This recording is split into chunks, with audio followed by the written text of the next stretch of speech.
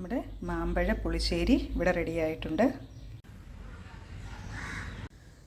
മാമ്പഴം തൊലി കളഞ്ഞ് നമ്മളൊരു മൺചട്ടിയിലിട്ട് കൊടുത്തിട്ടുണ്ട്.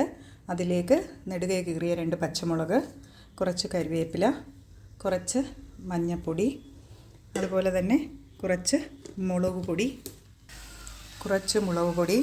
കുറച്ച് ശർക്കരപ്പൊടി, ഇത്രയും ചേർത്ത് കൊടുത്ത് ഇത് വെന്ത് കിട്ടാൻ ആവശ്യമായ വെള്ളം കൂടെ ഒഴിച്ചു കൊടുക്കുന്നു. ഇതൊന്ന് ഇളക്കി കൊടുക്കുന്നുണ്ട്.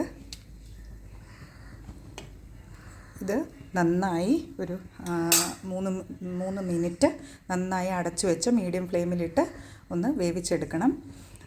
ഇത് വെന്തതിന് ശേഷം ഇതിലേക്ക് നമുക്ക് ആവശ്യമുള്ള അരപ്പ് ഇട്ട് കൊടുക്കാവുന്നതാണ്. മാമ്പഴം വെന്ത് വരട്ടെ. ആ സമയം കൊണ്ട് കുറച്ച് തേങ്ങ, ഒരു അരമുറി തേങ്ങയും അതുപോലെ തന്നെ ജീരകവും ഇട്ടിട്ടുണ്ട്. അതിലേക്ക് കുറച്ച് കറിവേപ്പില കൂടെ ചേർത്ത് നന്നായി പേസ്റ്റ് പരുവത്തിൽ അരച്ചെടുക്കാം. നമ്മുടെ മാമ്പഴം നന്നായി വെന്ത് വന്നിട്ടുണ്ട്. ഇനി നമ്മൾ അരച്ച് വെച്ചിരിക്കുന്ന അരപ്പ് ഇതിലേക്ക് ഇട്ട് കൊടുക്കാം. ഇത് നന്നായി ഇളക്കി യോജിപ്പിക്കുക. ആവശ്യത്തിന് വെള്ളവും കൂടെ ചേർക്കാം.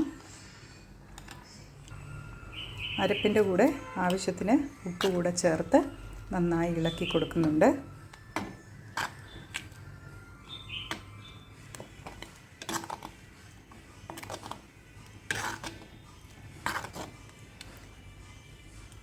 ഇനി ഇത് നന്നായി തിളച്ച് വരട്ടെ. തിളച്ച് വെന്ത് വന്നിട്ടുണ്ട്.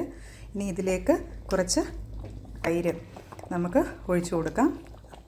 എന്നിട്ട് ഇതിലേക്ക് കടുക് വറുത്ത് ഒഴിക്കുക. അപ്പം നമ്മുടെ മാമ്പഴ പുളിശ്ശേരി റെഡിയാവും. നമ്മൾ ഇതിലേക്ക് എടുത്ത തൈര് ഒഴിച്ചു കൊടുക്കുകയാണ്. നന്നായി ഇളക്കി യോജിപ്പിക്കുക.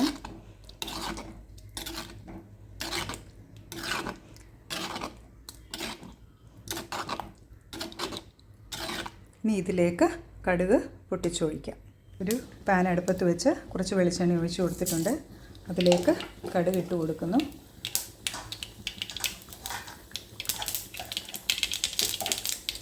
കടുക് പൊട്ടി വരുമ്പോൾ അതിൽ കറിവേപ്പിലയും കുറച്ച് വറ്റൽമുളകും കൂടെ ഇട്ട് കൊടുക്കുന്നുണ്ട്.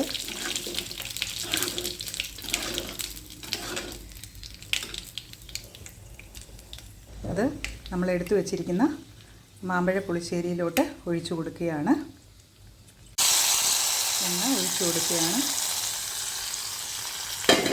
ടേസ്റ്റിയായ മാമ്പഴ പുളിശ്ശേരി ഇവിടെ റെഡിയായിട്ടുണ്ട്.